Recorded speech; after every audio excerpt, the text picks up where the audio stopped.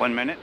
Shortly after liftoff, Mission Control Houston will take control of the rocket, and my colleague, Leah Cheshire, will take over commentary. T-minus 50 seconds and counting. Coming up at T-minus 33 seconds, the GLS will hand off control to the ALS. This is the autonomous launch sequencer. On board the rocket, it will take over command and control of the rocket. But the ALS will check, make sure there's no holds coming from the ground up until T-minus 2 seconds. GLS is go for ALS. And we are go for ALS. The Space Launch System is now counting down to liftoff of Orion on its maiden voyage to the moon. Launch team can no longer recycle the count. Sound suppressor water now flowing under the ML. And here we go. 10. Hydrogen burn-off igniters initiated. 7, 6, 5. 4-stage engine start. 3, 2, 1. Boosters in ignition. And liftoff of Artemis 1. We rise together back to the moon and beyond.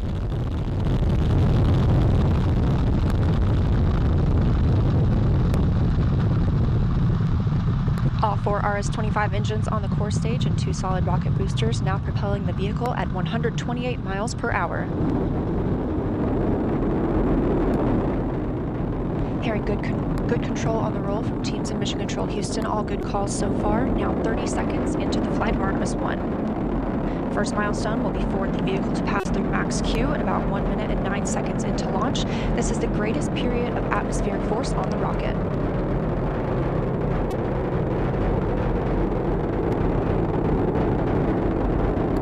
SLS now traveling 607 miles per hour.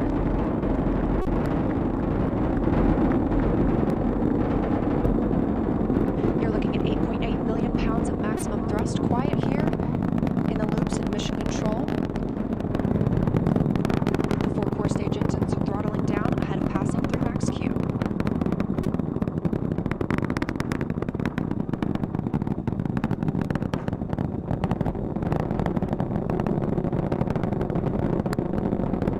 Now 1 minute, 21 seconds into the flight, traveling at 1,420 miles per hour. The 4 core stage engines are back at maximum thrust. The next major milestone will be for the solid rocket boosters to cut off and jettison at about 2 minutes and 11 seconds into the flight, so about 30 seconds from now. Again, quiet here in Mission Control Houston as teams continue monitoring the flight of Artemis 1. We're now 16 miles downrange from the launch pad at Kennedy Space Center, traveling over 2,800 miles per hour.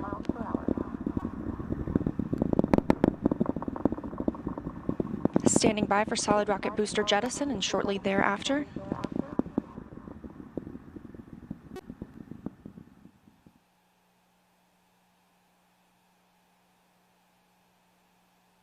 Confirmation that the solid rocket boosters have separated these 177-foot boosters.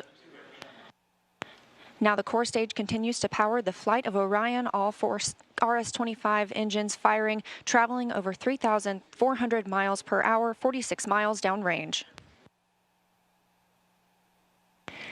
2 minutes and 36 seconds into the flight. Hearing nominal calls here in Mission Control Houston.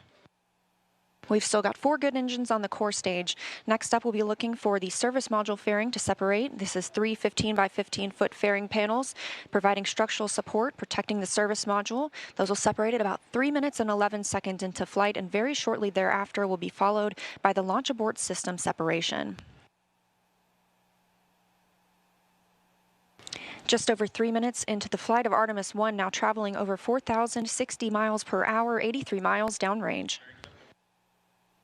We just had confirmation that the service module fairing has separated.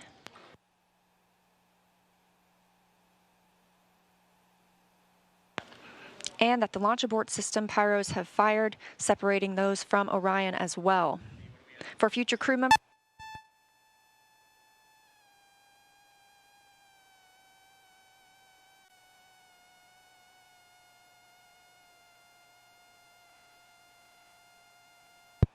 We just heard the call for 3-engine press, meaning if SLS were to lose an engine at this point in the mission, we could still achieve a nominal mission. We would just have an extended main engine cutoff time. However, we still have 4 good engines, all at maximum thrust right now, powering the first flight of Artemis at 5,200 miles per hour, 148 miles downrange.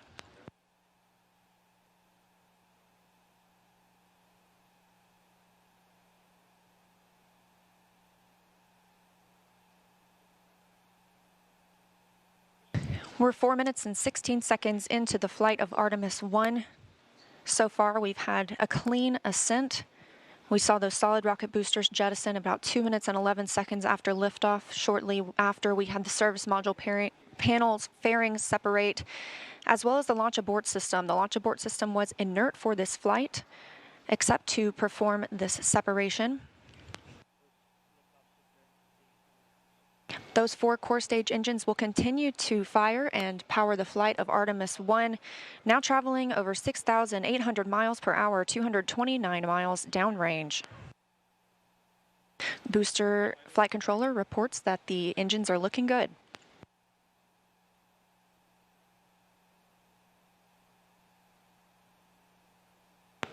Our core stage main engine cutoff time is about 8 minutes and 3 seconds. We are now 5 minutes and 11 seconds into the flight, 7,656 miles per hour.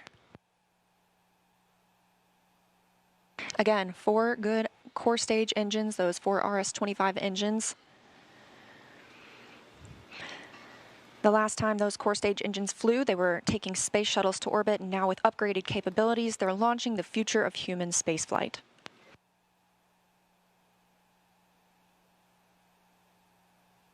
5 minutes, 42 seconds into the mission, we are now traveling 8,800 miles per hour, 345 miles downrange from the launch pad at Kennedy Space Center.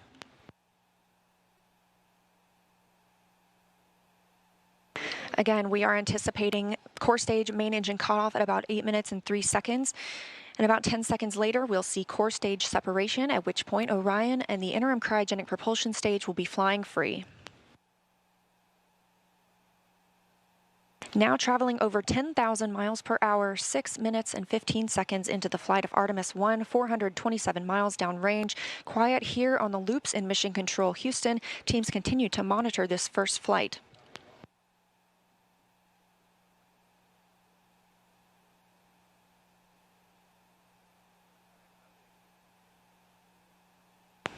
About a minute and a half now until that core stage main engine cutoff time.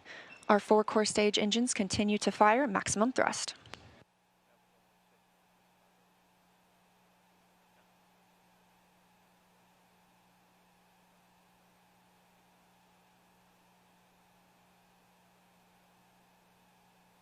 Coming up on 7 minutes since launch today, now traveling over 12,800 miles per hour, 563 miles downrange. Again, still quiet here in Mission Control Houston.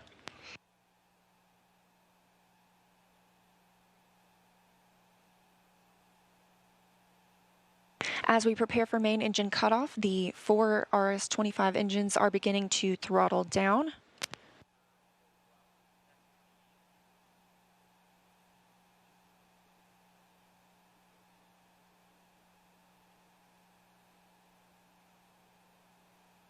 "30 seconds now until core stage main engine cutoff. All 4 engines continue to throttle down.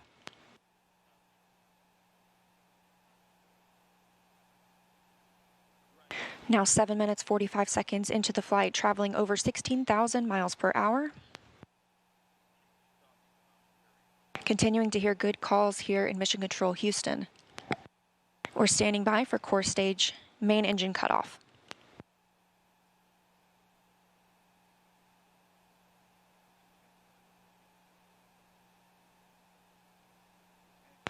And we have confirmation of core stage main engine cutoff. Orion is now in Earth's orbit. The flight dynamics officer reports that we have a nominal main engine cutoff. And we just heard the call for core stage separation. That means Orion and the interim cryogenic propulsion stage are now flying free from the core stage of the Space Launch System. The next milestone will be solar array deploy approximately 18 minutes after liftoff. But before Orion stretches its wings, let's check back in with our friends at Kennedy Space Center and hear all about what it was like to hear the rocket roar off the launch pad. Megan and Kayla, I've got to hear all about it. Well, if you're just joining us, welcome to NASA's Kennedy Space Center, where we just